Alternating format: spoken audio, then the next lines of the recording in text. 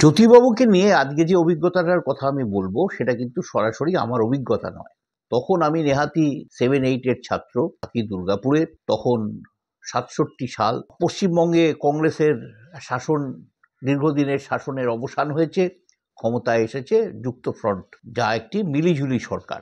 জ্যোতিবাবু সেই যুক্তফ্রন্টের উপমুখ্যমন্ত্রী।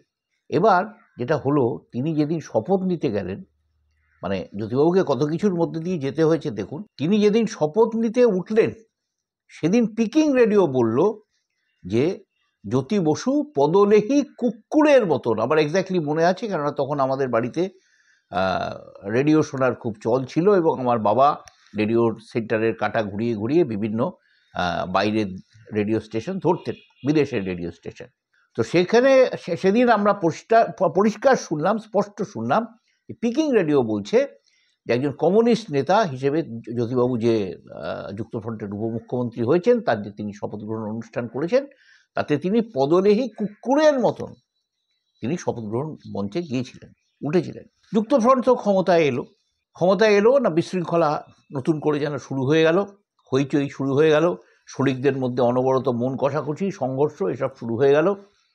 জ্যোতিবাবু পুলিশ মন্ত্রী, দেখা গেল যে তিনি নাকি পুলিশকে নিজেদের প্রয়োজনে, মানে নিজের দলের প্রয়োজনে বা নিজের দল সরকারের যে সমস্ত দপ্তরগুলো তাদের হাতে আছে তাদের প্রয়োজনে নাকি তিনি ব্যবহার করছেন, অন্য শরিকরা সেভাবে নাকি পুলিশের সাহায্য পাচ্ছে না।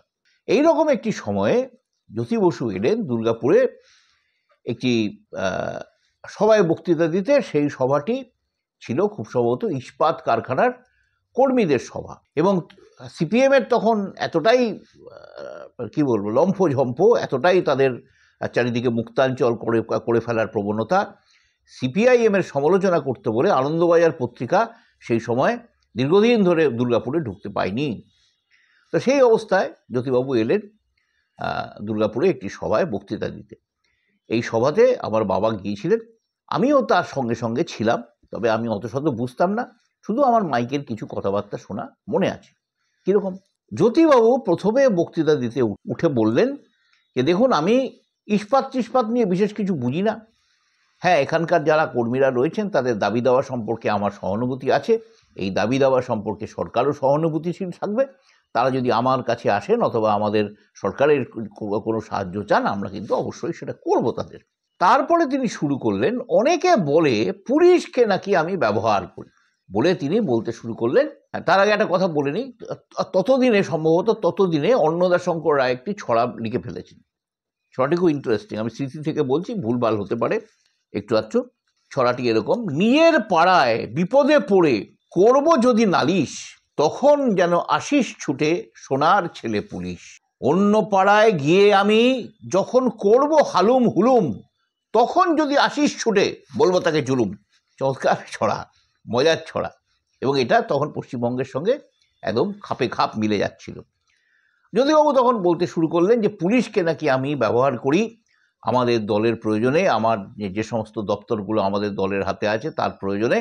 কিন্তু জানেন পুলিশ কি করে, বলে তিনি পুলিশের অনেকগুলো উদাহরণ টানলেন যে পুলিশ তার নির্দেশের অপেক্ষা না করে অথবা তার নির্দেশের তোয়াক্কা না করে কি কি কাজকর্ম করেছে, এবং পুলিশ তাদের দলীয় কর্মীদের ওপরে কি ধরনের সন্ত্রাস চালাচ্ছে, কি ধরনের জুলুম চালাচ্ছে, তার কিছু উদাহরণ তিনি সেদিন সভায় পেশ করলেন।